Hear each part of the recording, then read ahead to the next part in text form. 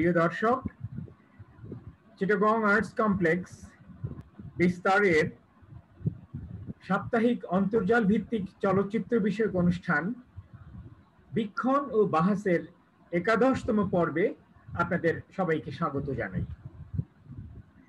আমাদের আজকের পর্বটি মূলত বাহাস কেন্দ্রিক, অর্থাৎ আজ আমরা বাংলাদেশের চলচ্চিত্র জগতের একজন বিশিষ্ট ব্যক্তিকে আমন্ত্রণ জানিয়ে এনেছি আমাদের মাঝখানে, যার কাছ থেকে আমরা তার চলচ্চিত্র জীবনের গল্প শুনবো, তার চলচ্চিত্র বিষয়ক ভাবনা চিন্তার অংশ নেব, তার চলচ্চিত্র কেন্দ্রিক স্বপ্নের অংশ ভাগ হব।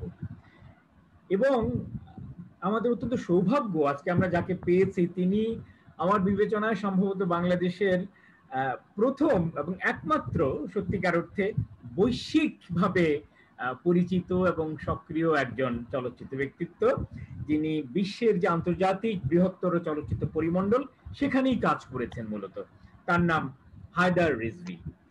রিজভী ভাই, আপনাকে আমাদের সবার পক্ষ থেকে স্বাগত জানাচ্ছি আজকের এই অনুষ্ঠানে। ধন্যবাদ ভাই আলম। সুধী মণ্ডলী, দর্শক, আপনাদেরকে শুভ সন্ধ্যা, আসসালামু আলাইকুম। আমি শুরুতেই রিজভী ভাইয়ের একটু বিশদ পরিচিতি দিয়ে রাখতে চাই, কারণ হয়তো এই প্রজন্মের অনেক মানুষই তার সম্পর্কে অত বিশদে জানেন না। আমি মনে করি জানাটা প্রয়োজন রয়েছে। রিজভী ভাইয়ের জন্ম 1944 সালে কিশোরগঞ্জে, এবং তিনি 1962 সালে ঢাকা থেকেই কায়েদে আজম জিন্নাহ কলেজ থেকে তার স্নাতক পাশ করেন, বিএ ডিগ্রি গ্রহণ করেন, এবং এরপর তিনি চলে যান লন্ডনে মূলত অভিনয় শিখবেন বলে, এবং অ্যাক্টর্স ওয়ার্কশপ থেকে তিনি অভিনয় বিষয়ে ডিপ্লোমা নেন এবং সেখানে আইটিভিতে কাজ করেন এবং বিবিসির মতো টিভিতেও অভিনেতা হিসেবে তিনি কাজ করেন। পাশাপাশি আরো বেশ কয়েকটি রেপার্টরি থিয়েটারও অভিনেতা হিসেবে তিনি 69 পর্যন্ত তিনি কাজ করেন। এরপর তার শুরু হলো একটা প্রাতিষ্ঠানিক পড়াশোনা টেলিভিশন নিয়ে, সেটা হচ্ছে পাকিস্তানের রাওয়ালপিন্ডিতে তাদের যে টেলিভিশন ইনস্টিটিউট রয়েছে সেখান থেকে তিনি ডিপ্লোমা নেন টেলিভিশন বিষয়ে। তারপর দেশে ফিরে এসে 70 সাল থেকে, অর্থাৎ আমাদের বাংলাদেশ টেলিভিশনের প্রায় যাত্রাকাল থেকে, টেলিভিশন 64-তে শুরু হয়, প্রায় প্রারম্ভিক পর্যায় থেকে হায়দার ভাই আমাদের টেলিভিশনের সঙ্গে যুক্ত ছিলেন। একেবারে প্রথম দিককার যাবতীয় যে সমস্ত কাজকর্ম করা, যে টিভিটাকে তৈরি করার জন্য, সেগুলো হাতে কলমে এই মানুষরাই করেছেন। এরাই আমাদের আসলে টিভি সংস্কৃতির, টিভি সম্প্রচারের পথিকৃৎ। হায়দার ভাই সেখান থেকে 1975 সনে আবারও চলে যান মালয়েশিয়ায়, কুয়ালালামপুরে, সেখানকার সিনে এবং ফিল্ম ইনস্টিটিউট থেকে, টেলিভিশন ইনস্টিটিউট থেকে তিনি টেলিভিশন মেকিং, টেলিভিশন ডিরেক্টিং ইত্যাদি বিষয়ে আরও একটি ডিপ্লোমা গ্রহণ করেন। এবং তারপর শুরু হয় তার সত্যিকার অর্থে, যেটাকে বলেছিলাম আমি, বৈশ্বিক যাত্রা। অর্থাৎ 1981 সালে তিনি চলে যান, 81 না, তার আগেই যান, 81 সালে তিনি পোল্যান্ডের লোদ শহরের অত্যন্ত বিখ্যাত সিনে এবং টেলিভিশন ইনস্টিটিউট থেকে তার ডিরেক্টিং এ তার মাস্টার্স ডিগ্রি এমএফ অর্জন করেন এবং সেখানে বেশ কিছুদিন কাজ করেন, টেলিভিশন চলচ্চিত্র নির্মাণ, এমনিতে প্রামাণ্যচিত্র, কাহিনী চিত্র নির্মাণ ইত্যাদি করেন।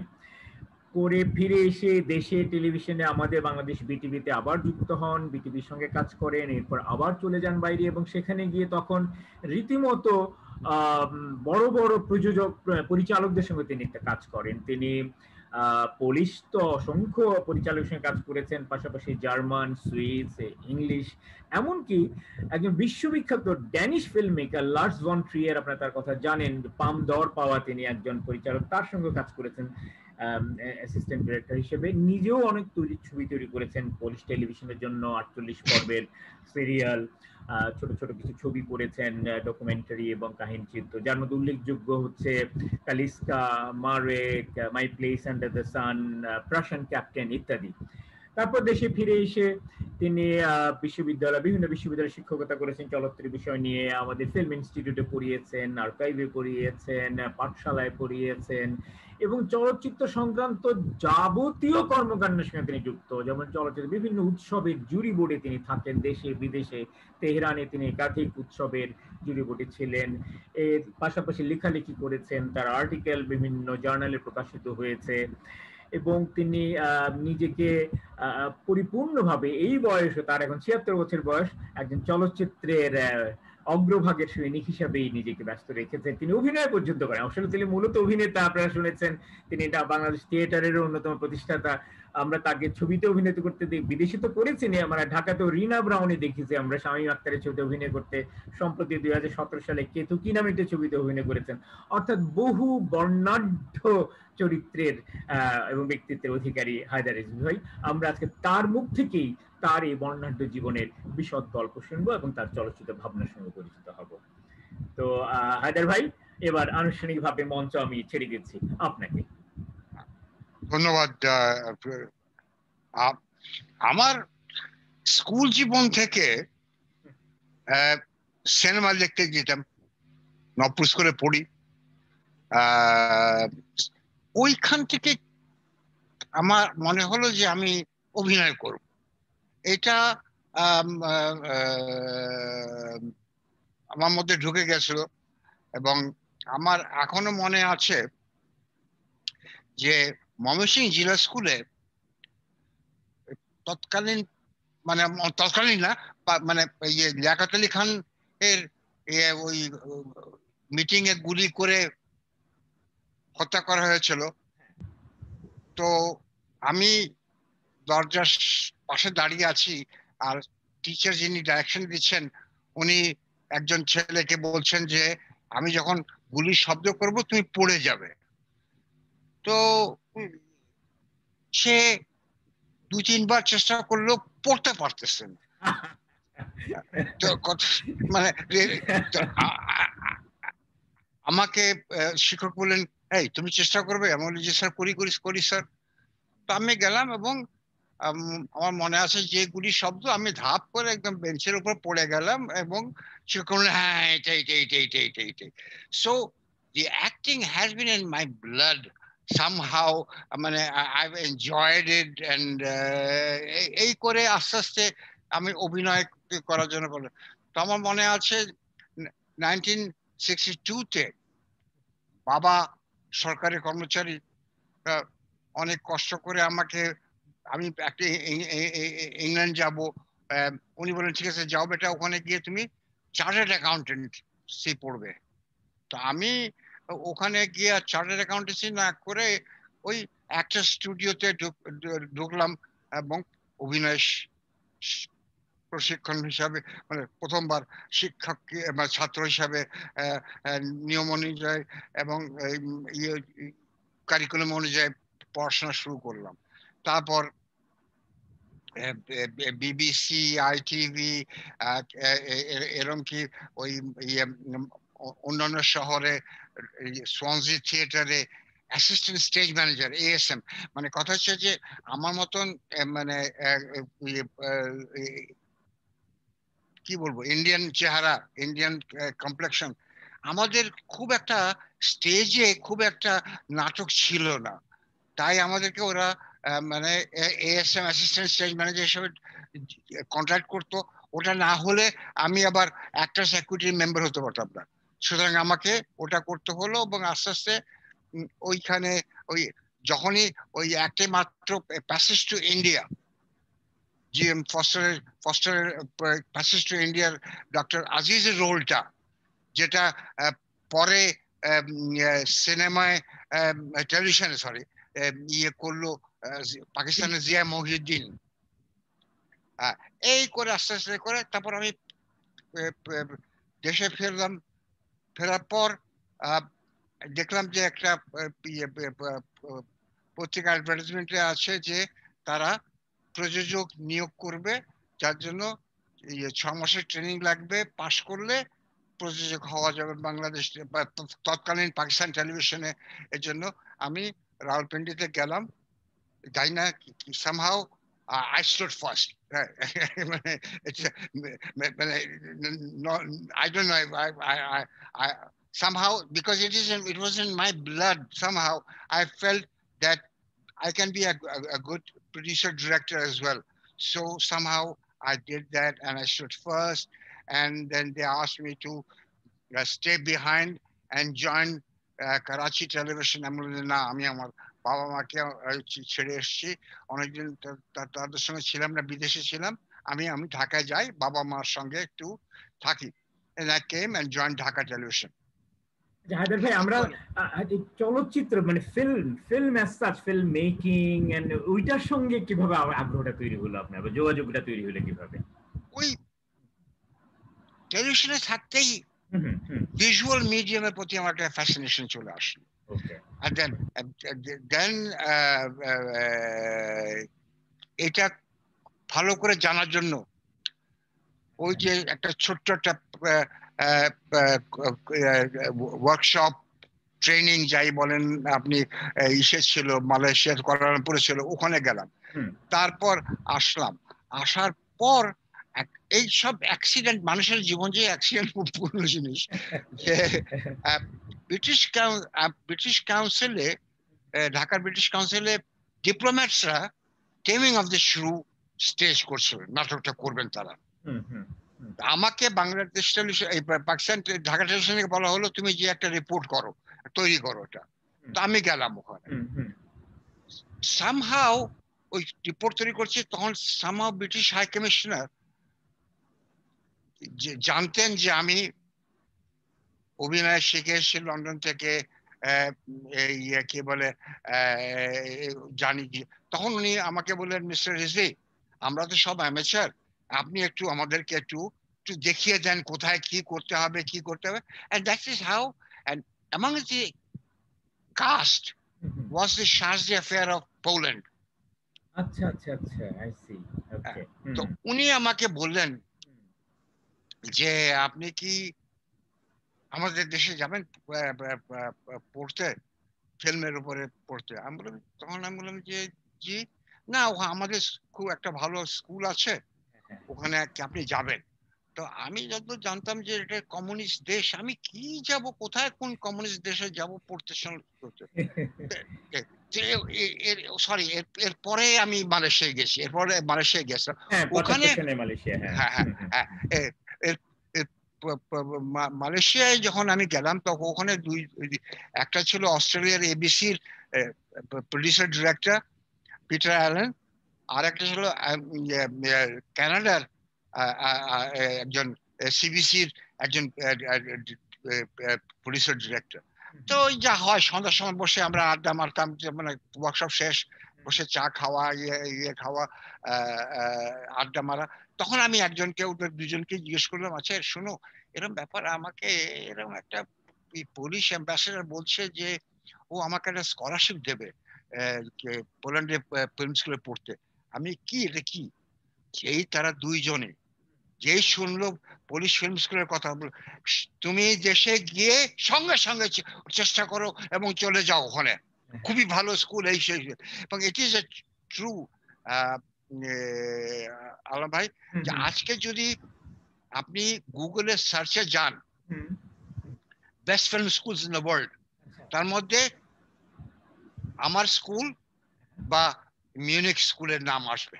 মানে এই জন্য আমি সত্যি প্রিভিলেজড, আল্লাহর কাছে মেহরবানি যে মানে স্কলারশিপ আমার বাবার তো আর তো মানে বাবা 71-এর শেষের মার্চ মাসে মারা গেছেন, সুতরাং আমার ছিল না যে I could not afford to go to বিদেশে গিয়ে পড়াশোনা করা, এই করা। যেহেতু ওরা পুরো স্কলারশিপ দিচ্ছে, দিচ্ছে। কিছু ভুল তথ্য আমাকে তারা দিয়েছিল যে এটা 2 বছরের কোর্স, আর আমি ইংলিশে শিখতে পারবো। হ্যাঁ, তো এই যে অনেক কষ্ট, যেহেতু আমরা তখন সরকারি টেলিভিশনে আমি কর্মচারী, আমি মানে ক্লাস 1 গ্যাজেটেড অফিসার। তো আমাদের ছুটি একমাত্র প্রেসিডেন্ট সই করে দিতে পারতেন। তো অনেক ধরাধরি করার পর বঙ্গবন্ধুর হাতের আমার কাছে যে ছুটির দরখাস্ত অ্যাপ্রুভাল আছে, যে ওটা উনি অ্যাপ্রুভ করেছিলেন এবং আমি করে চলে গেলাম।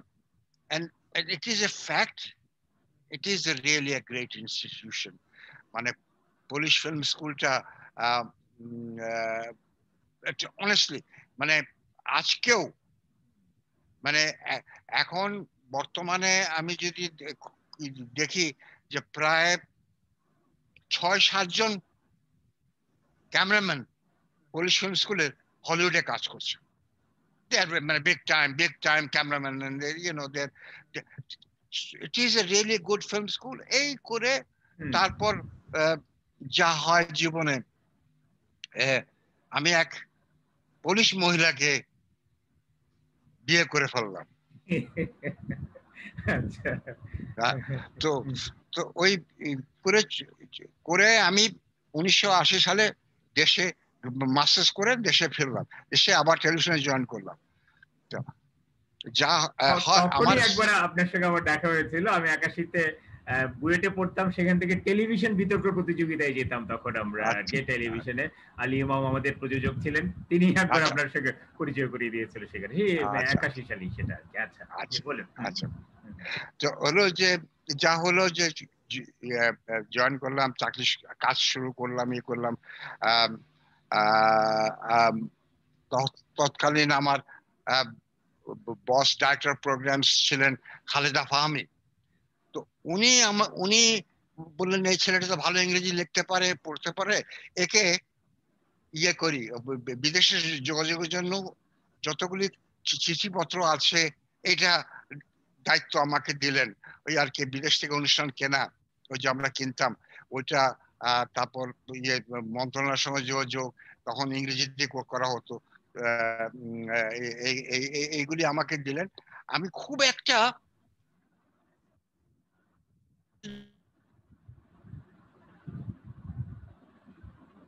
সেটার সিদ্ধান্ত আমাকে দিতে হতো, কোন প্রযোজক যাবে যাবে না, এই হলো, মানে এইভাবে কাজ করছি।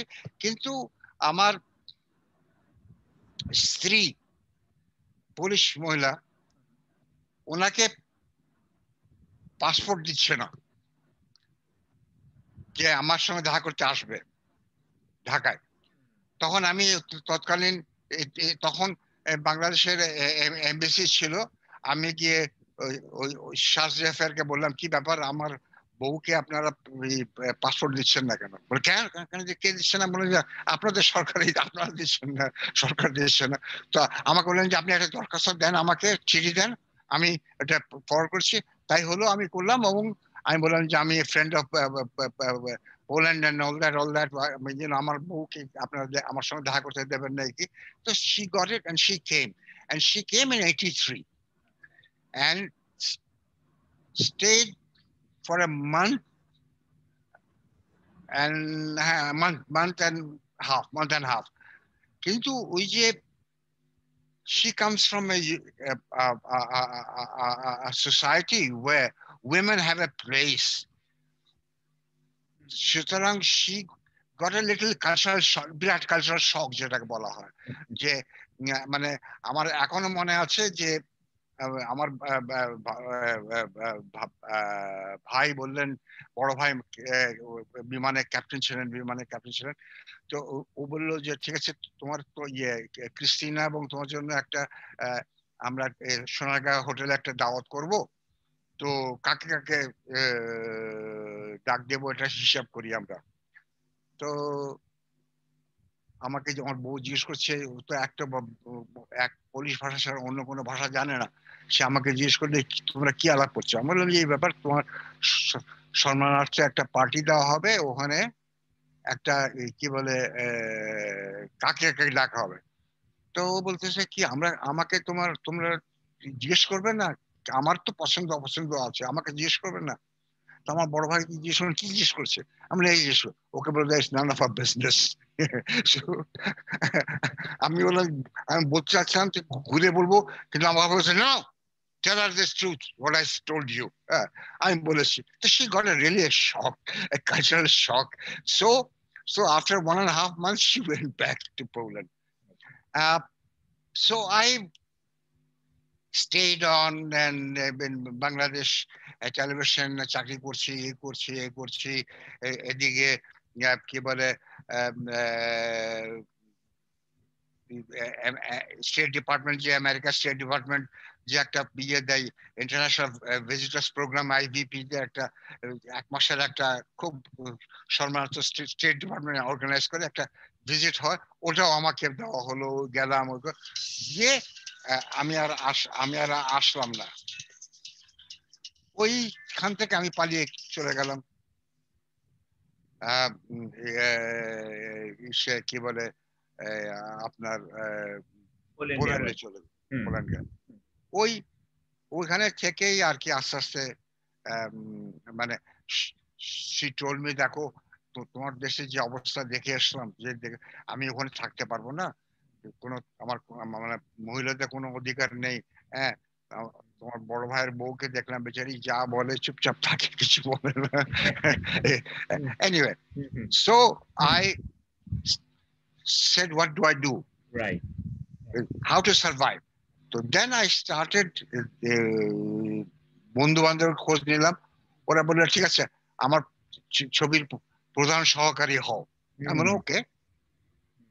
এই করে আমার ফিল্মের জগতে মানে আস্তে আস্তে মানে ইয়ে করা, তারপরে যোগাযোগ করা, লোকজন চেনা, এই করে এই আস্তে আস্তে। কিন্তু জীবন যেহেতু আমি কোনো ছবি করছিলাম না, খালি সহকারী হিসাবে যাতে করে সংসার চালাতে পারে এই পয়সাটা জড় হয়ে যেত। এই করে করে করে করে বেশ এই যে বললাম তো বেশ নাম করা পরিচালকদের সঙ্গে আমার সৌভাগ্য হয়েছে কাজ করার সৌভাগ্য হয়েছে।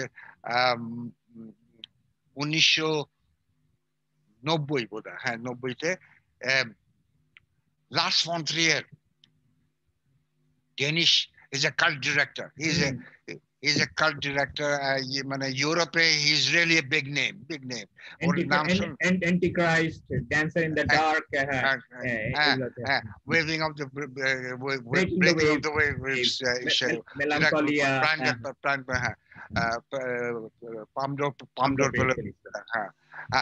ওর কিছু কিছু ও একটা ছবি করছিল ইউরোপা বলে। এটা আমাদের ও ব্যাকগ্রাউন্ড পরে আমি দেখেছি ছবিটা, যে ট্রেনের journey, black and white,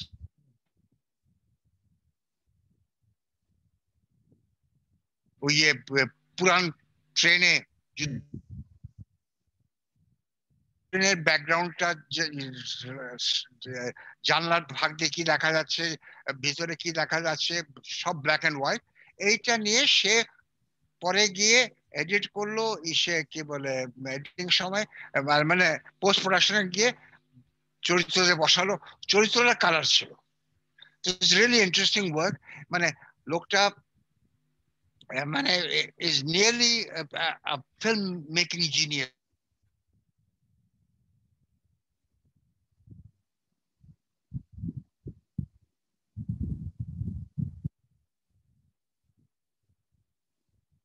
say story board করেছে, ওইটাই সে আমার মনে আছে যে ওর কিছু কিছু ইয়ে আছে যে মানে ও ক্লস্ট্রোফোবিয়া। ও আমাকে বলল যে দেখো আমাকে ওই একতলার উপরে কোনো হোটেলে থাকবো না আমি, কারণ কথা হচ্ছে আমি লিফটে চড়তে পারি না, আমার আমি চড়বো না লিফটে। তো আমার এই জন্য একতলার ওকে রাখা হতো। এবং লোকটা বিশ্বাস করবেন না আপনারা যে he was really, he knew exactly. আমার এখনো মনে আছে যে আমি তার সহকারী, নিচে এক্সট্রা একটা ভাঙ্গা চার্চে উপরে থেকে ও চার্চের উপরে বসে ক্যামেরা, ও নিজে ক্যামেরা ইয়ে করতো, অপারেট করতো নিজে ক্যামেরা, ক্লোজ আপে না, যেটা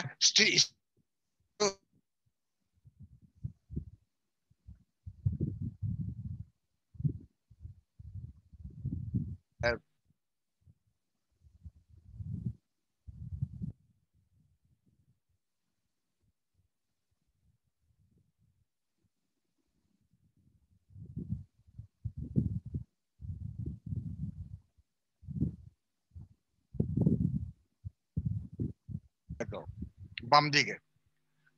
আমি বললাম যে কি বেটা, এই ছোট্ট ফিগার দেখতে পাচ্ছে না, ওই ফিগারকে না সরালে আমার কি হয়। আমি গিয়ে মহিলার কাছে গেলাম, গিয়ে হ্যালো বলে বলে আবার চলে আসলাম। তার কিছুক্ষণ পরে সে আমাকে বলে, কি হলো হায়দার, তুমি why didn't you move this extra? I wanted you to move 4 inches to her left. I said, sorry, Lars, I'll go and do it again. তো I misunderstood you. একবারে মিথ্যা বলে আমি গিয়ে আবার, মানে এত প্রিসাইজ, মানে ভিশন, মানে ওই যে কোয়েন্টিন ট্যারান্টিনো বলে না যে he sees first frame to the last frame before the shoot. Before the shooting of a film, he sees the first frame and the last frame of the whole film in his imagination.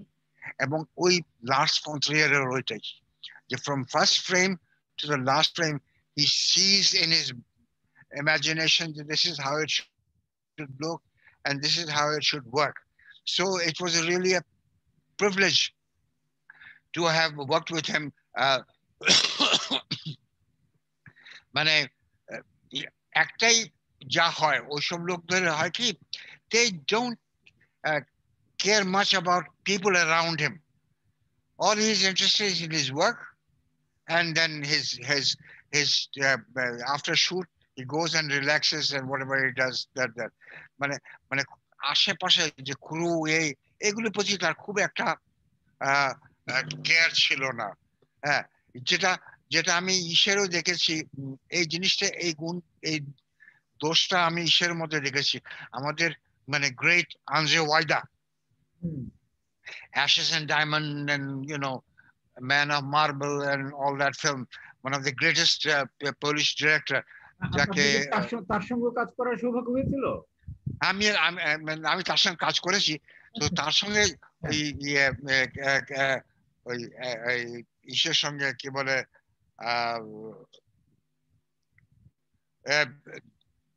একটা death sentence on ফ্রান্সিসেক cross বলে একটা ছবির আমি প্রধান সহকারী ছিলাম। Andre ওয়াইদা was the director. উনাকেও দেখতাম যে উনি যতক্ষণ সেটে আছেন ভালো আছে, হ্যাঁ বয়স হয়ে গেছিল, উনি আর সিটের থেকে উঠতেন না,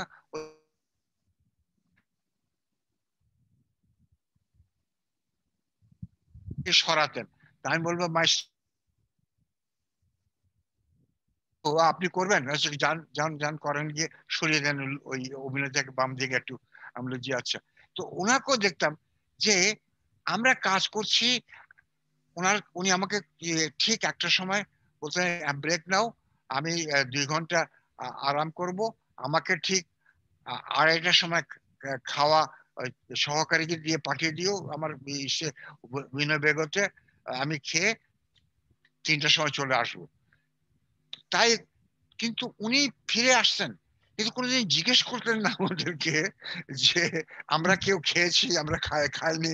এই যে মানে মানে such people probably they're so engaged in their own work, in their dreams, what they want to do, that they don't have time for their crew or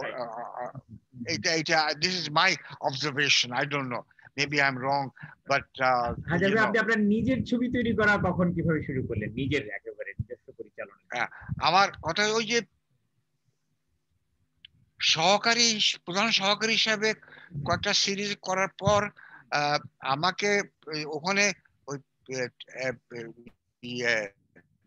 police টেলিভিশনের যে ফিল্মের হেড অফ ডিপার্টমেন্ট ছিল, উনি সঙ্গে পরিচয় হলো। উনি আমার কাজ দেখে খুব প্রশংসা করলেন।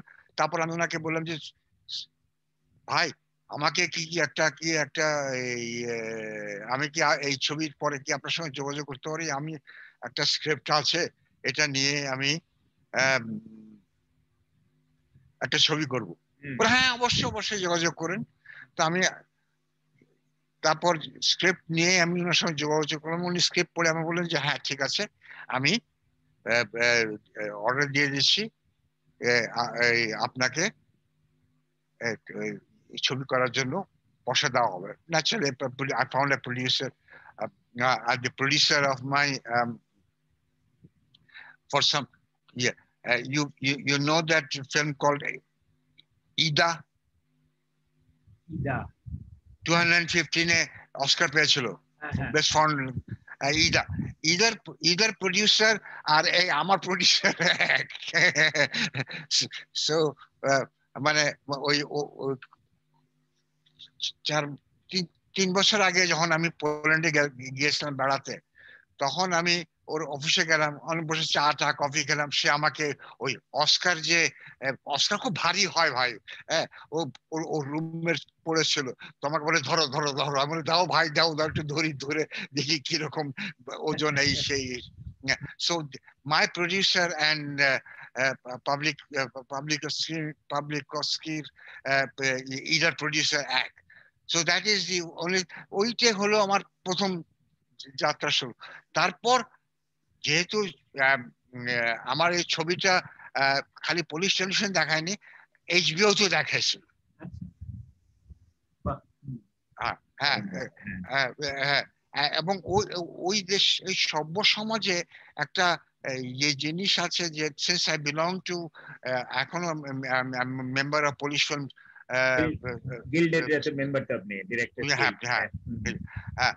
তো ওই হিসাবে আমাদেরকে একটা রয়্যালটি দেওয়া হয়। তো ওরা কি করে খোঁজ রাখে, এবং যেখানে আমার অভিনয়ের জন্য আমাকে যে রয়্যালটি পাবো, বা আমার ইয়ে কি বলে ছবির জন্য রয়্যালটি পাবো। আমার মনে আছে এইচবিও যখন আমার ছবিটা কিনলো, আমি বিরাট আকারের একটা অংশ, অনেকগুলি টাকা আমি পেয়েছিলাম, যেটা এইচবিও কেনার পর আমাকে দিতে বাধ্য হলো এই রয়্যালটি। ওটা সো দিস ইজ মানে, এবং আমার কিছু করতে হয়নি, ওরা আমার অ্যাকাউন্টে ট্রান্সফার করে দিয়েছিল। আমি ওই টাকাগুলি খেয়ে দিয়ে উড়িয়ে শেষ করে দিয়েছি, অনেক আগেকার কথা। এই আর কি। তারপর তারপর তো ওই আর কি, আমি 2005 সালে, আপনি হয়তো ওকে চিনবেন আলম ভাই, ইয়ে কি বলে, ইয়ে শামীম আহমদ, ইংরেজি খবর পড়তো বিটিভিতে। শামীম আহমেদ, আমি একই কোম্পানিতে কাজ করতাম, গ্ল্যাক্সোতে। I was an engineer in Glaxo and he was one of the directors there. Right. Yeah, Poor thing is pretty ill. He's in Bangkok at the moment. আচ্ছা, তাই না? Anyway, তো হঠাৎ একদিন মনে আছে আমার বাসায় ল্যান্ডলাইনে শামীম ফোন করে বলতেছে এরকম ব্যাপার,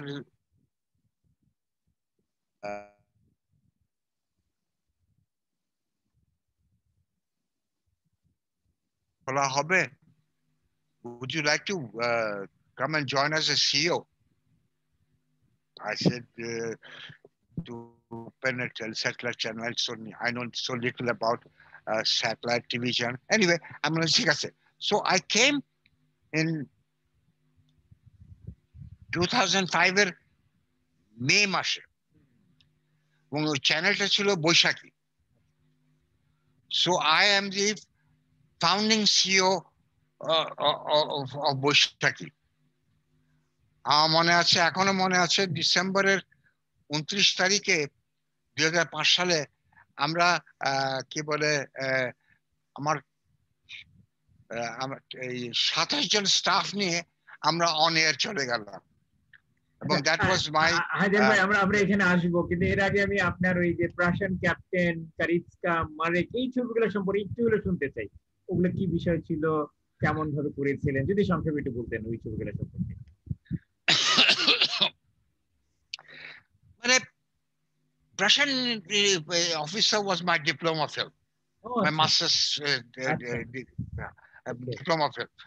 So a friend of I read D.H. Lawrence's একটা ছোট গল্প Prussian officer, ওটা পড়েছিলাম, ওটার থেকে অ্যাডাপ্ট করে আমি I did this film. I remember, কথা প্রসঙ্গে বলি যে 2002 সালে না কততে আমি ওই রৌফ সাহেব বলে একজন ছিলেন পেইন্টার, উনি আর্কাইভার ছিলেন, পেইন্টার। হ্যাঁ, তো রৌফ ভাই আমাকে বলেন, এই খালি বিদেশ থেকে পড়াশোনা করে এসছেন, হ্যাঁ, আপনি একটু মাস্টারি করেন, একটু ছেলেদের সঙ্গে অ্যাপ্রিসিয়েশন কোর্স। তখন আমি মরহুম আলমগীর কবির ভাই, আমরা আমরা অ্যাপ্রিসিয়েশন কোর্স শুরু করলাম। ওখানে আমার মনে আছে যে প্যাশন অফিসার দেখালাম, ওরা সব অবশ্যই হয়ে গেছিল। ওরা বললো যে কি করে কি করে কি করে, এবং মোর্শেদুল আলম ওই ব্যাচে ছিল, ইসলাম, মোর্শেদুল ইসলাম, তারেক মাসুদ ছিল, হ্যাঁ মোর্শেদুল ইসলাম, তারেক মাসুদ, তানভীর মোকাম্মেল, মারুম তানভীর মোকাম্মেল, কি মঞ্জুর হোসেন মুরাদ, এরা সবাই ওই ব্যাচে ছিল। আমি আমি আমি নিজের পরের ব্যাচে করেছিলাম ওই কোর্সটাই, ফিল্ম অ্যাপ্রিসিয়েশন কোর্স। হ্যাঁ,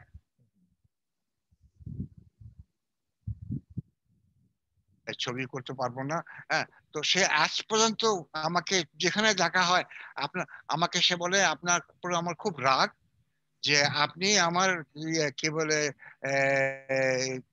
অনুরোধ রাখলেন না, আপনি কোনো ছবি করলেন না, আপনি কিছু করলেন না, আপনার উপর আমার রাগ। আমি আপনার সঙ্গে কথা বলবো না, আপনি আমার যদিও গুরু মানুষ, আমি so that is somehow we shot that film in October. আচ্ছা আচ্ছা, একটা you've been abroad, you know that there is in there is what they call is golden autumn বলে একটা জিনিস হয়, যেখানে গাছের সব পাতাগুলো হলুদ হয়ে যায়।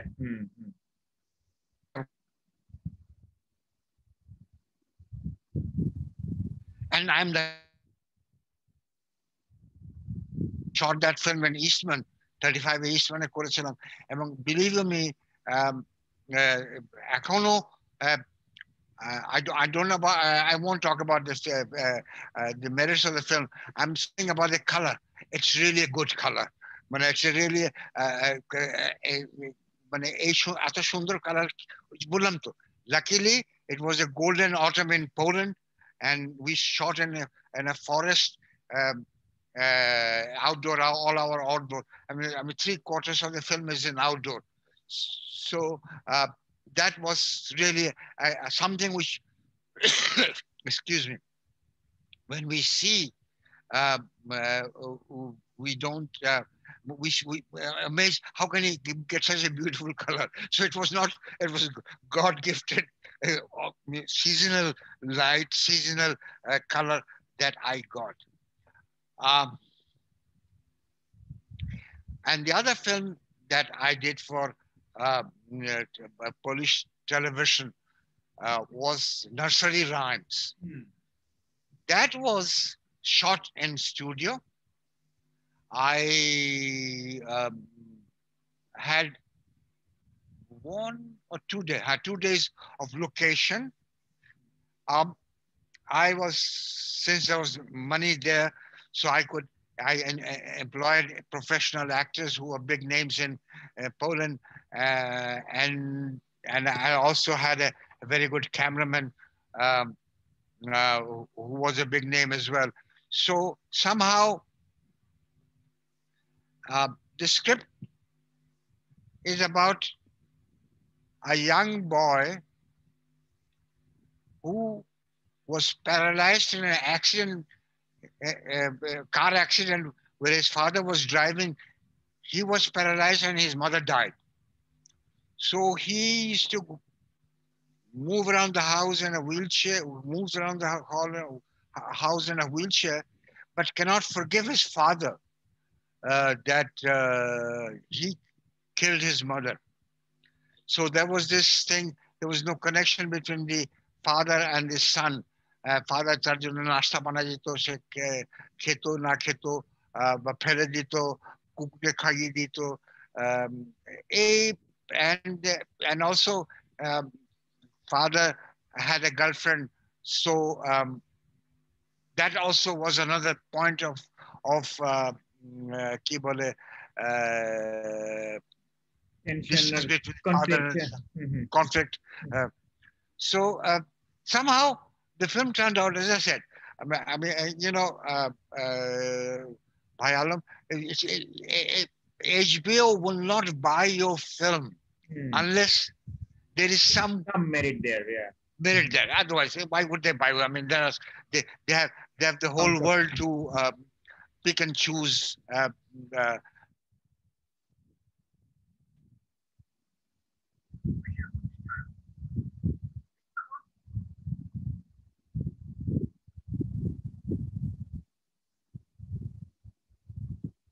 I had used in my film from the HBO.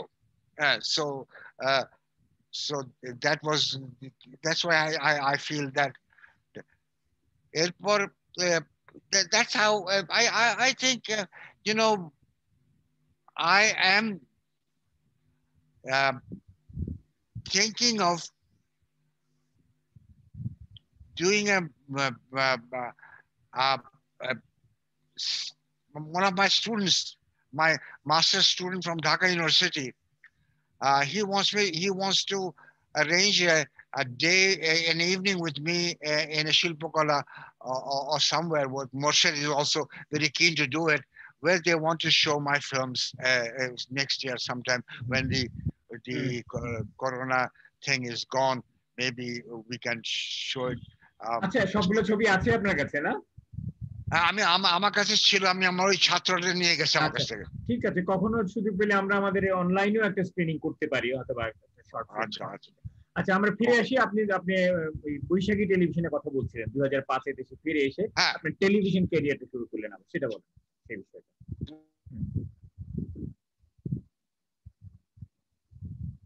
কিন্তু ভাই, you see, in Bangladesh there is no corporate idea of running a company. They think that since I work, so I'm there's no difference between me and his driver and his servants. So they literally used to treat me.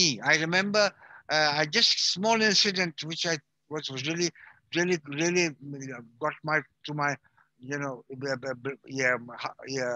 senses, was that a friend of mine had come from London, and he invited me to a dinner, and we were in a restaurant. It was about 10:30 in the evening.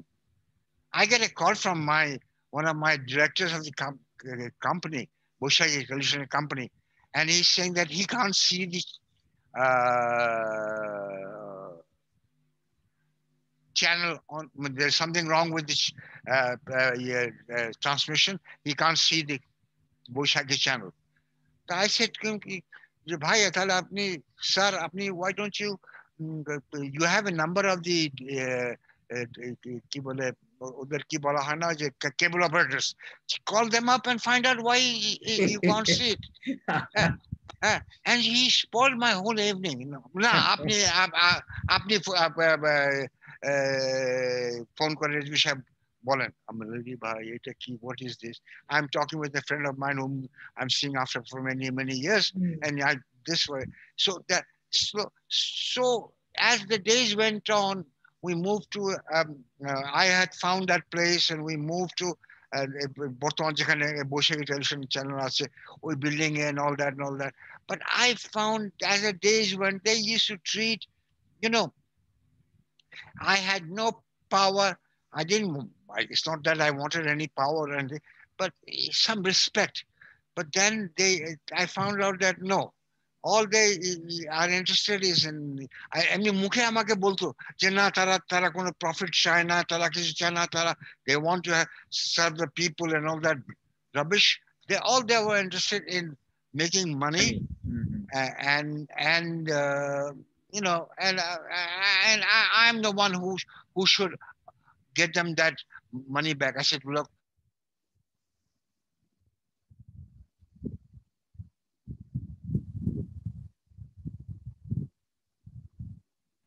also salespeople also have limitation because there's so many channels, and where do we get the business from? So there was a time when I felt enough is enough. I had a good ride. Let me get out of it. So somewhere in August or September 2006, I left and went back to Poland. So that was the end of my association with the Bolshevik Revolution. আমরা একটু আমাদের সময় আস্তে আস্তে শেষ হয়ে আসছে, আমরা আরো কয়েকটা প্রশ্ন যেতে চাই। আপনি তো এরপর বাংলাদেশে অনেক সময় কাটালেন, আপনি চলচ্চিত্র অঙ্গনের সঙ্গেই যুক্ত ছিলেন পরোক্ষভাবে প্রত্যক্ষভাবে। আপনার বিবেচনায় আমরা আপনার একটা মূল্যায়ন পেতে যাচ্ছে বাংলাদেশের ছবি এখন বর্তমান অবস্থা এবং বর্তমান মান, বাংলাদেশ ছবি কোথায় দাঁড়িয়েছে, আপনি যদি একটা নির্মোহ ভাবে একটু জানাতেন আমাদের ছবির মান সম্পর্কে, আমাদের ছবির অবস্থান সম্পর্কে। ভাই আলম, তার আগে আমি একটা যেটা হচ্ছে আমাদের Bangladesh cinema and television institute, যেখানে আমি শিক্ষকতা করি, যেখানে আমি খণ্ডকালীন শিক্ষকতা ওখানে করি, ঢাকা ইউনিভার্সিটিতে করি, ইন্ডিপেন্ডেন্ট ইউনিভার্সিটিতে পাঠশালা এগুলো করি। তো এই যে Bangladesh cinema and television institute, আমার মনে আছে যে শুরু হওয়ার 2 বছর আগে কয়েকটা মিটিং এ আমাকে ডাকা হয়েছিল। দেখছি সবাই তাড়াহুড়া করছে, তাড়াহুড়া করার দরকার নেই, আস্তে আস্তে আগে কারিকুলাম ঠিক করা হোক, আগে এটা ঠিক করা হোক, এটা ঠিক করা হোক। সবাই সবাই আমাকে এখন করতে হবে, এখন করতে হবে না, আমরা হবে না কেন? যখন প্রধানমন্ত্রী রাজি হয়ে গেছেন, পয়সা দেবেন, অনুমোদন দেবেন, তো আমরা পারবো না। যাই হলো, এখন it has turned into a government department। ওই সুযোগ নিয়ে বাংলাদেশের আমলারা এখন ওখানে সিও হলো একজন তথ্য মন্ত্রণালয়ের একজন আমলা। তো এখন what does he know about film or television? কিন্তু উনি আমাকে পারলে সিনেমা আর টেলিভিশন বুঝিয়ে দেবেন, এইরকম মেন্টালিটি নিয়ে। সো দিস ইজ মানে মানে আজকে মানে tragedy is that the institute is at the same building as rather we are using the building of National Institute of Mass Communication, নিমকোট বিল্ডিং আমরা ব্যবহার করছি। তো ওখানে যেহেতু 5টার পর অফিস বন্ধ হয়ে যায়, সুতরাং লিফটও বন্ধ হয়ে যায়। আমার ক্লাস 5 তলায়, এখন 5টার মধ্যে যদি আমি ক্লাস শেষ না করতে পারি, তা আমাকে 5 তলা থেকে হেঁটে নেমে আসতে হবে। আমার বয়স হয়ে গেছে ভাই, আমি বলি যে আমি বলেছি যে আমার অভিজ্ঞতাকে আমি বলি যে আমরা ক্লাস খুব একটা পাত্তা দিতাম না, কিন্তু ক্লাসের পরের ইভিনিং এ যে সন্ধ্যা যে আমরা বন্ধু বান্ধবরা আড্ডা করতাম, সিনেমা দেখতাম, এটা আমার ছাত্রদের সঙ্গে আমার খুব ইচ্ছা আছে যে আমি ওদের সঙ্গে বসে ছবি দেখবো, চা কফি খাবো, তা আড্ডা মারবো, তারপর বাসায় যাব। হ্যাঁ, কিন্তু সম্ভব না, যেহেতু এটা সরকারি প্রতিষ্ঠান, 5টার পরে তালা বন্ধ।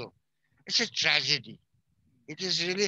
মানে যদিও আমার পরিচিত, আমার জুনিয়র কয়েকজন বন্ধু বান্ধবরা এরা ওখানে গভর্নিং বডিতে আছেন, তারা কি জানি কেন যে এই গভর্নিং বডিতে আছেন, তারা রিজাইন করে বেরিয়ে চলে যাবে না করে ওটা ইট হ্যাজ বিকাম আনাদার নিমকো, another national institute of mass communication, আরেকটা প্রতিষ্ঠান। কোন আরেকটা হলো যে আমাদের আমাদের রিসোর্স পার্সন নেই, আমাদের শিক্ষক নেই। আমি বললাম তো, এই যে কয়েকটা প্রতিষ্ঠানের কথা বললাম, কোন প্রতিষ্ঠানে ফিল্মের কারিকুলাম নেই, ট্রু কারিকুলাম, যেটা আমি যেটা মানে আমার মনে আছে। হ্যাঁ, আমার মনে আছে আমি 2 বছর আমার স্কুলে ফাইন আর্টস ক্লাস হতো আমার 2 বছর, না তা একটা না। সুতরাং এখানে কোনোখানে নেই। ফিলসফি ক্লাস হতো, সাইকোলজি ক্লাস হতো, যেহেতু একজন পরিচালক মানে you are related and you're a Buddha of a film, so you know that these things are required for a good director. In order to be a good director, you need to be a good philosopher, good well-read philosopher. You understand human psychology, you understand medicine, you understand everything and all that. I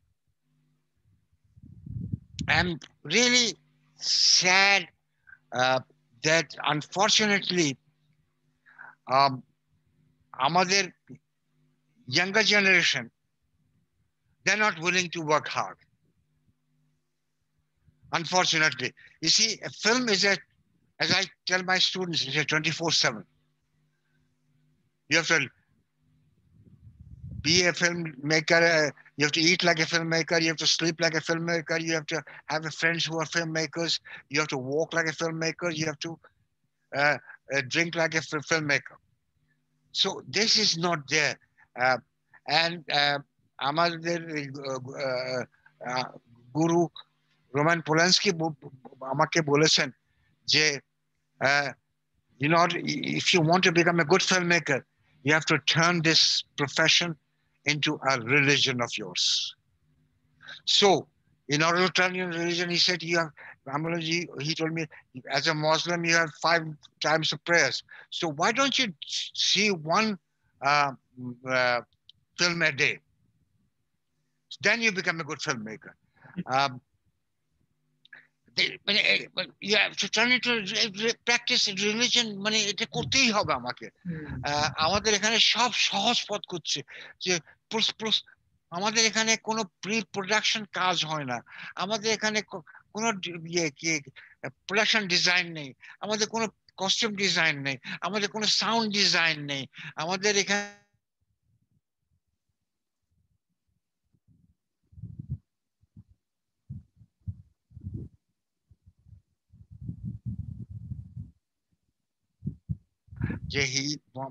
once he has written a script, he sees from the first frame to the last frame, he sees all the shots that are in that film. So that is the dedication I want from my students. Unfortunately, I haven't been successful in achieving that. I can't say that my students do that. Although they're talented, I'm not saying talent is there. It's sheer laziness. বাঙালিরা না, আমরা basically lazy জাতি, তো আমরা একটা অলস জাতি। আমরা ওই জন্য, ওই অলসতার জন্য আমরা ওই কোথায় যেন হারিয়ে গেছি। না হলে আমাদের মধ্যে আছে। I read sometimes good script, I talk to them, they sound quite good, but at the end product is just not up to the mark. তবে এরই মধ্যেই কি কিছু ভালো ছবি বা কিছু সম্ভাবনাময় চলচ্চিত্রকার দেখা আপনি পেয়েছেন? যদি তাদের সম্পর্কে দুটো কথা বলতে পারতেন, আপনার মূল্যায়ন, আপনার অভিজ্ঞতা। আমি যখনই কোনো বাংলা ছবি আসে আমি দেখি, কিন্তু আনফরচুনেটলি ভাই, my experience is not up to the mark.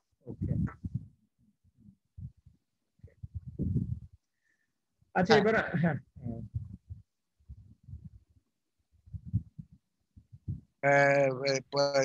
79 বা 1985, 86, 1990 সালে পড়ে রয়েছি। এই হলো যে rhythm of the film, photography, mise en scène of a film that we have. I am a little optimistic, at the same time pessimistic, unless, you see, why, just I'm digression করছি, so why আমাদের কলকাতায় ছেলেরা ভালো ছবি করছে? You know why? This is my theory. I don't know. My theory is that they're hungry makers. ওখানে competition tremendous. ওখানে competition tremendous. একজন ফিল্ম মেকার অনেকদিন না খেয়ে তার স্ক্রিপ্টটা নিয়ে ঘুরে বেড়ায়, অনেক খাটুনি করে। আমাদের এখানে, you know, materially all our filmmakers, because of their family connection and family, they're not hungry, so they don't have to, they don't think that with this I will go somewhere. So I think we need more hungry filmmakers in Bangladesh. বলেছেন। আর তাছাড়া কলকাতার যে film institute SRFTI, Satyajit film and television institute, অত্যন্ত একটা মানসম্পন্ন institute, সেখানে খুব ভালো ভালো রিসোর্স পারসন হ্যাঁ, আছে, টিচার আছে। তারও একটা ইতিবাচক প্রভাব নিশ্চয়ই পড়েছে এই যে তরুণ যারা ফিল্ম মেকার এখান থেকে বেরিয়ে আসছে আর কি। অবশ্যই হ্যাঁ হ্যাঁ, অবশ্যই। একটা একটা ফিল্ম সংস্কৃতি কালচার অ্যাজ এ হোল সেখানে কিন্তু গড়ে উঠেছে, যেটা অনেক ইন্টারন্যাশনাল স্ট্যান্ডার্ডের সঙ্গে এক পার যায় বলে আমার মনে হয় আর কি। আচ্ছা, হায়দার ভাই, সম্প্রতি আমাদের দেশের এই অনুদান নিয়ে বেশ একটা বিব্রতকর ঘটনা ঘটলো। একজন তরুণ চলচ্চিত্রকারকে প্রায় গ্রেপ্তারি করা হলো, সে তার অনুদানের টাকা দিয়ে ছবি শেষ করতে পারলো না বলে। এই অনুদান সরি, শুনতে প্রথা, পেলাম না। হ্যাঁ হ্যাঁ, এই অনুদান প্রথাটা সম্পর্কে আপনারা অবজেক্টিভ মূল্যায়ন করতে কোথায় সমস্যা, নিশ্চয়ই সমস্যা আছে, নাহলে এরকম ঘটনা কেন ঘটছে আর কি, এবং ভাই এটাকে আলম, কিভাবে, শুনতে পেলাম না, কি এবং বললেন? ওই অনুদান প্রথা নিয়ে, অনুদান এই যে আমাদের বাংলাদেশ গভর্নমেন্ট থেকে যে ফিল্মকে টাকা দেওয়া হয় ছবি তৈরি করার জন্য, ছবি হুম, বানানোর জন্য, হ্যাঁ, সেই হ্যাঁ, টাকা, সে সম্প্রতি একটা ঘটনা ঘটেছে, একজন ফিল্ম মেকারকে, টোকন ঠাকুরকে গ্রেপ্তার করা হয়েছে যে সে তার গভর্নমেন্টের টাকা ঠিকঠাক মতো ইউটিলাইজ করেনি। তো আমার প্রশ্ন আপনার কাছে যে এই অনুদান সিস্টেমটা, এই প্রথাটা কি ঠিক আছে, নাকি এটাকে অ্যাবসলিউটলি নট। না, এবং কিভাবে এটাকে ঠিক করা যেতে পারে, আপনার কিছু পরামর্শ দিতে থাকবেন? মানে মানে ওই যে বললাম না, আমলারা সব জায়গায় তাদের হাত মাথা দিয়ে রেখেছে, হাত দিয়ে রেখেছে, সব জায়গায় সব জায়গায় হাত ঢুকে রেখেছে। যে তারা মানে there is not an independent jury to study the script and recommend that this film should be there, and that recommendation should be honored. তারা না করে মন্ত্রী সাহেব করেন কি, বলেন না একে বাদ দেন, ওকে নেন, ওকে নেন, ওকে নেন, ওকে নেন, ওকে নেন। আমরা বলছে না এটা দেন। তারা দুর্নীতি হচ্ছে, আমরা আমরা এই এই এই অনুদান নিয়ে দুর্নীতি করছেন, এই যে হচ্ছে ভাই, এটা এটা এটার কোনো unless, as I said, take it out, hmm. make it an independent authority which has no, they're independent, they are only answerable to the, I don't know, to some uh, judge or somebody, যে আমরা এই script, আমরা এই 10 জন জুরি পড়েছে, script করেছে, এবং এই recommendation আমরা দিচ্ছি, and that should be final, and it should not be subject to any influence, any মানে ওই চেঞ্জ করবে। মানে যা শুনেছি, আমাকে যেটা যারা আছেন এইসব অনুদান কমিটিতে, তারা আমাকে বলেছেন, হ্যাঁ আমি নাম বলবো না, অত বলে নাম বলে দরকার নেই, আহ, আহ, তারা বলেছেন যে তারা একটা রেকমেন্ড করেছেন, তার পরের দিন তারা শুনতে পেলেন যে না, মন্ত্রী সাহেব ওই নামটা চেঞ্জ করে আরেকজনের নাম ঢুকিয়ে দিয়েছেন। তো how can it be? This was I said, take it out, and independent body, the independent body ওই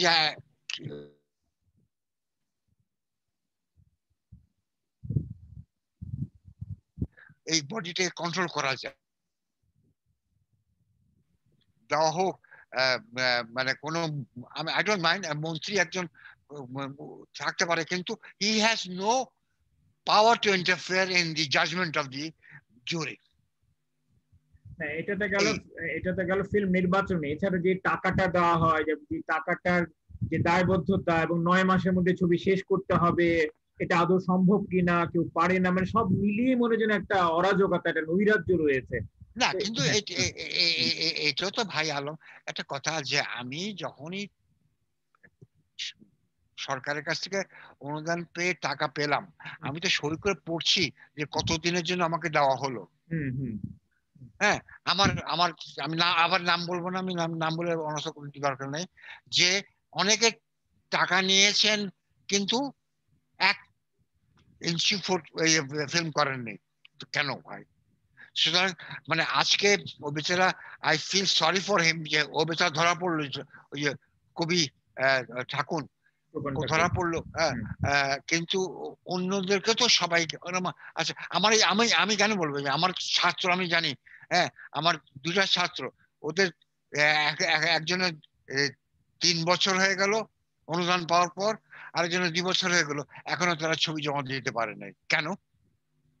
they should be they should be answerable to, ওই যে বললাম, if there was a advisory board, advisory committee which was totally independent, I don't know, controlled by I don't know, the Prime Minister's Secretariat, I don't know, যে এরা ওখানে responsible ছিল যে তাহলে হয়তো হয়তো আই ডোন্ট নো ভাইয়া। মানে এটাকে অনেক সমস্যা রয়েছে, এটাকে ঢেলে সাজাতে হবে এবং এটা স্বাধীন একটা পরিষদ করে তাদের মাধ্যমে এটাকে পরিচালনা করা দরকার। Absolutely right. আরো একটা কথা, এই যে সেন্সর প্রথা, এই যে সেন্সরশিপ, সেন্সর বোর্ড, এই বিষয়টা আসলে কি, এটার কি প্রয়োজন বা এটার কাজ কি, যদি একটু আপনি বলতেন আমাদেরকে। এই যে ভাই ওই যে এগেন আমলারা ওরা ধরে রেখেছে।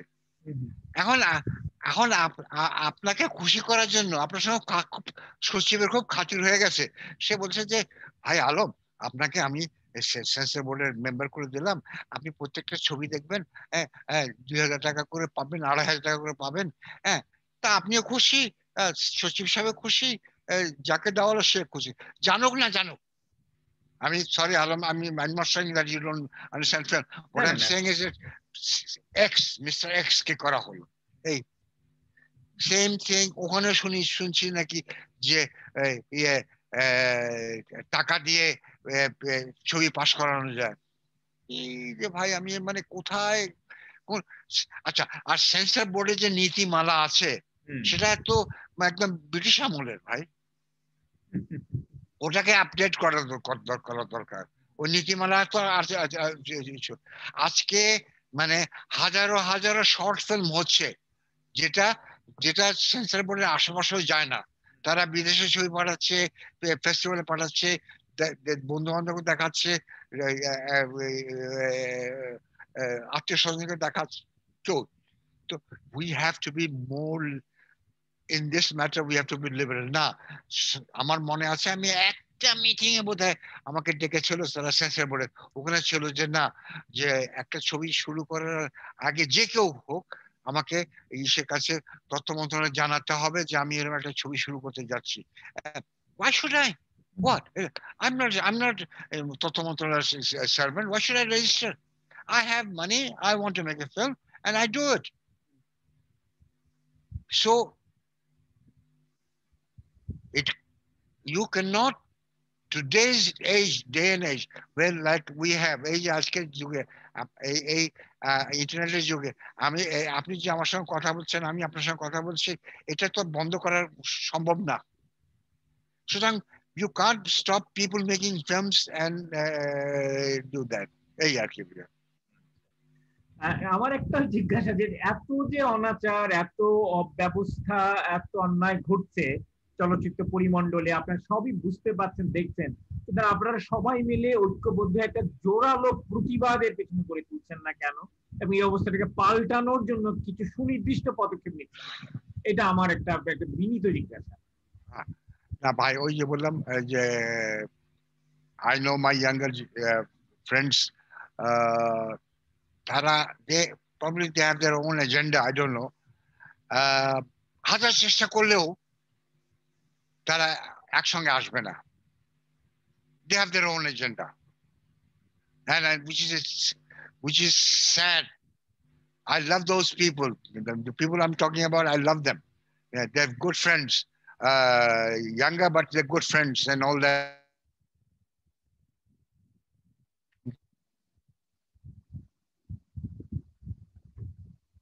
Involved in this kind of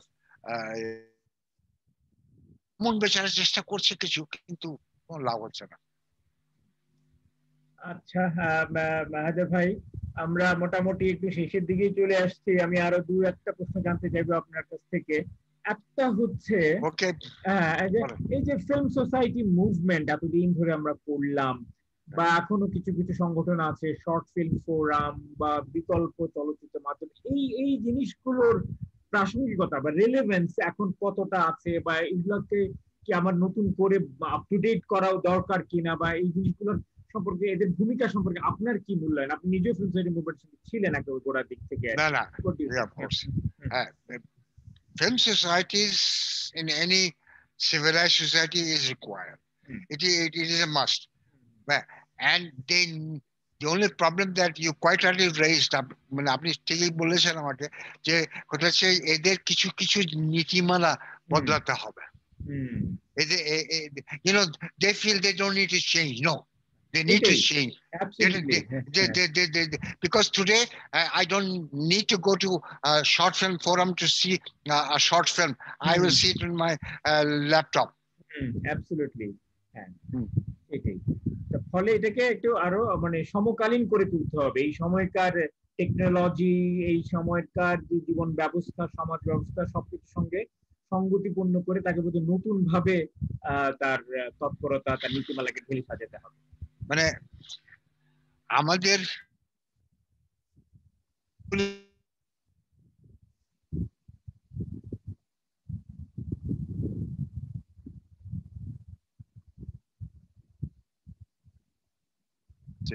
দেখা যায়, শোনা যায়, হ্যাঁ আর কি, সুন্দর চেহারা নায়ক নায়িকা আছে এই, দিস ইজ ট্র্যাজিক। আচ্ছা, আরেকটা প্রশ্ন, যে এখন এই মুহূর্তে আপনি ফিল্ম নিয়ে কি ভাবছেন, নিজের বা দেশের বা সামগ্রিকভাবে ফিল্মকে ঘিরে আপনার প্রত্যাশা কি বা স্বপ্নটা কি আসলে? Oh, I'm a, listen, whatever it is, I am not a good filmmaker, but I love film. You know, for me, film is part of my life. Uh, uh, I can't. I don't know what will happen if tomorrow you take away the film from me. Yeah, you know, the privilege that I have looking at it, that I switch on my laptop and I can see a film. If you take that away from me, or in a class or somewhere, I don't know, I'll die probably. So, but as I said, there are, আমি ছাত্রদের সঙ্গে কথা বলি, ওরা সবাই আমার সঙ্গে স্বীকার করে, বলে হ্যাঁ স্যার ঠিকই বলছেন আপনি স্যার, আমরা এটা করি না, আমরা করবো স্যার, আপনারা দেখেন sir. But somehow where it is gone, where I search for them, I said বাবা কেন হচ্ছে না, আমি এখন আর ওই কি বলে আপনার ফিল্ম থিওরি খুব বেশি পড়াই না, আমি ওদের সঙ্গে তর্ক করি, আমাদের সঙ্গে ঝগড়া করি, ওদেরকে ধমকাই, ওদেরকে এই করি, এই তোমরা বাবা কেন করছো না। আচ্ছা, সেটা তো একটা দিক গেল ফিল্ম করা, কিন্তু ফিল্ম শুধু করলেই তো হবে না। ধরুন ফিল্মের জন্য প্রপার দেখানোর ব্যবস্থা থাকতে হবে, সিনেমা হল থাকতে হবে, প্রডিউসার থাকতে হবে, বিপণন, মার্কেটিং, ডিস্ট্রিবিউশন, ফিল্মের ক্রিটিসিজমের কালচার থাকতে হবে। সব মিলিয়ে তো একটা ফিল্মের এনভায়রনমেন্ট গড়ে ওঠে। সেইটা কতখানি হয়েছে আমাদের, সেটাই বা কতখানি পেশাদারিত্ব, প্রফেশনালিজম অর্জন করেছে? ওই যে বললাম, যেহেতু আমাদের মধ্যে ইউনিটি নেই, আমরা যারা একটু পড়াশোনা করেছি ফিল্ম নিয়ে, তারা এফডিসি কে ছোট চোখে থাকে, অন্য চোখে থাকে, আর ওখানে আবার ওখানে আবার ভাগ আছে। সুতরাং how can you unite all this people together? I don't know. I spoke to them. I said, why don't you go? There are international film festivals in Dhaka. Go and see it. See a film, at least. I beg you. I beg of you. So they are happy with their own product and all that. Same thing, the distributors are, আপনার cinema hall নেই, সরকার এত অনুদান দিল, সরকার সত্যি এই ব্যাপারে আমি সরকারকে ভাবা দেব যে ট্যাক্স রিলিফ কত কি দিয়েছে এই সিনেমা হল তৈরি করার জন্য, এই সিনেপ্লেক্স তৈরি করার জন্য, কিন্তু কই হলো না। আমি বুঝলাম না কি। না, একটা কথা হচ্ছে সিনেমা প্লেক্স তৈরি হলো, কিন্তু আমরা কি দেখাবো সেখানে? দেখানোর মতো প্রোডাক্ট তো আমাদের নেই সেই অর্থে সেরকম। আবার ইন্ডিয়া থেকে আনতেও দেওয়া হবে না, সেটা নিয়েও আনতে চাইলে এক পক্ষ বাধা দিচ্ছে আর কি। সবটা মিলিয়েই তো যেন আমরা একটা একেবারে দিশাহারা অবস্থায় আছে, কোনো নির্দিষ্ট কোনো আমাদের দিক নির্দেশনা নেই, কিছু নেই। তো এইটা কিভাবে সমাধানে, কিভাবে এটি উত্তরণ ঘটবে আমাদের? আমি ভাই যে I do not believe in, I believe that the Indian film should be shown in Dhaka and in Bangladesh. Why not? আজকে মানে আমাকে সিনেমা হলে না দেখতে পেলে আমি তো আমার টেলিভিশন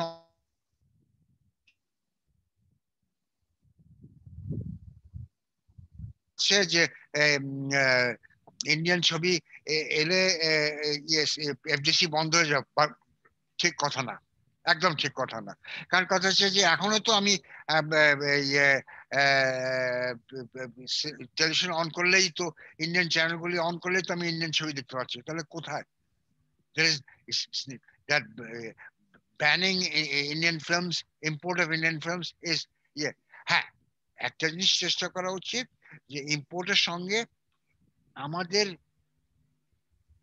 ফিল্মের লোকেরা, they should talk to the films distributors in India that, listen, all right, we will take your films, but will you take 5 of our films as well, please? You see, unless it's a barter system, যদি না যেতে পারি আমরা, we should go in a barter system. Eh, you know, we will admit that yes, our products are not of that quality of yours, but also please take it, show it for a week, and then discard it. Hey, I think probably I don't know because আমাদের অনেক পরিচালক, প্রযোজক, distributors, they don't want Indian films. এটার পিছনে নিশ্চয়ই একটা রাজনীতি আছে। যাই হোক, আপনি মূলত তো টেলিভিশনের মানুষ, television is a first love also, এবং টেলিভিশনে দীর্ঘদিন কাটিয়েছেন। তো আমরা জানি টেলিভিশনটা খুবই শক্তিশালী মাধ্যম, প্রচার মাধ্যম খুবই শক্তিশালী মাধ্যম। আমাদের দেশে অসংখ্য চ্যানেল হয়েছে, আরো হচ্ছে। এই টেলিভিশন কি আমাদের প্রত্যাশা, জনগণের যে প্রত্যাশা বা তার যে যথাযথ ভূমিকা, সেটা কি টেলিভিশনকে পালন করতে পারছে? এবং যদি না পেরে থাকে তাহলে আপনার প্রশ্নটা আমি কেটে গেল। আচ্ছা, আবার বলছি আমি যে টেলিভিশন তো খুব পাওয়ারফুল একটা মিডিয়া, এবং সেটা আমাদের দেশে অনেকগুলো চ্যানেল আছে, আরো নতুন নতুন হচ্ছে। টেলিভিশন কি তার দায়িত্ব বা তার ভূমিকা পালন করতে পারছে? তার যে সম্ভাবনা, যে পটেনশিয়াল, সেটা কি আমরা পাচ্ছি পুরোপুরি? না পেয়ে তাহলে কি করতে হবে এটাকে তার সঠিক জায়গা থেকে রিটার্নটুকু পেতে গেলে টেলিভিশন থেকে?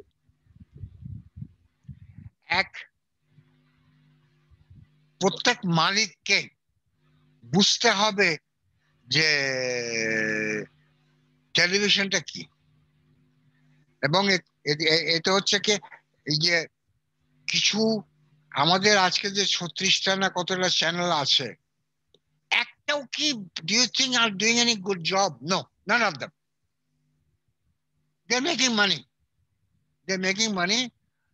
As I understand. That's all. There's no ambition. এই পার্শ্ববর্তী দেশের টেলিভিশন দেখলে বোঝা যায় যে তারা, they know what to show, what not to show. They understand that you close ঢাকার দর্শক, এই আর কি ভাইয়া। It's bad situation in our country. আচ্ছা, একদম শেষ প্রশ্ন এবার। তরুণদের জন্য আপনার সত্যিকার পরামর্শ বা দিক নির্দেশনাটা কি, যে বাংলাদেশের চলচ্চিত্র জগৎকে বাঁচালে ওরাই বাঁচাবে আমাদের পরবর্তী প্রজন্ম? তাদেরকে কি করতে হবে, কোন পথে এগোতে হবে? Of course, I believe in that. Genuinely, I believe that our next generation, this generation which is coming, are going to save our film industry, and they're going to make good films. But ওই যে আমি একটা এখানে ওই reverend আর বার্ডম্যানের পরিচালক আলহান্দ্রো Gonzalez ইনারেতুর একটা কথা, ও একটা সুন্দর কথা বলে যে film making is easy, to make a good film is a war, and to make a very good film is a miracle. So they have to work hard. I mean, my humble request and humble yes to them, করজোর করে বলতেছি যে make it into your own religion, make it into your 24/7 job. It's not a job, 24/7 passion. You know, you have to, I'm sure people who make film in Kolkata are not genius. They're not genius. I'm sure my younger generation is as good as them or better than them intellectual wise. So why is work hard? Hard work has no replacement. There's nothing you can replace. You know, whatever you do is you have to do with a passion, with love. Love the film first. You know, you have to love the film. You know, when you love a film, then, you know, all good things, you know, the new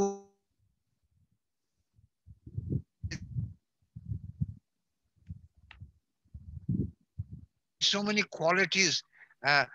একজনের চেহারা, একজন, আমি কাউকে ভালোবাসি, তার চেহারা অনেক গুণ, অনেক, তার কথা বলার স্টাইল, তার চোখ, তার নাক, তার কান, গলা, সব ভাল লাগে। সুতরাং love film, please love the film. অনেক ধন্যবাদ হায়দার ভাই, খুব ভালো থ্যাংক ইউ লাগলো ভাইয়া। আপনার কথাগুলো। আশা করি আপনার কথা তরুণরা দেখবে। এটা আজকে রেকর্ড হচ্ছে, আমি ইউটিউবেও দিয়ে দেবো, আরো প্রচার করবো। আশা করি তারা এটা দেখবে, শুনবে, এবং এখান থেকে সত্যি সত্যি তারা একটা অনুপ্রেরণা, একটা প্রণোদনা পাবে আর কি। তাহলে আমাদের আজকের এই পরিশ্রম, আপনার এই সময় দেওয়া, এটা সফল হবে। তো আপনি ভালো থাকবেন, সুস্থ থাকবেন, এবং আজকে যারা আমাদের অনুষ্ঠান দেখছেন এখানে এবং লাইভে, প্রত্যেককে আমি শুভরাত্রি এবং আপনাদের সবার সুস্বাস্থ্য এবং মঙ্গল কামনা করে আমাদের অনুষ্ঠান আজকে এখানেই শেষ করছি। ভালো থাকবেন, শুভরাত্রি। থ্যাংক ইউ, ধন্যবাদ।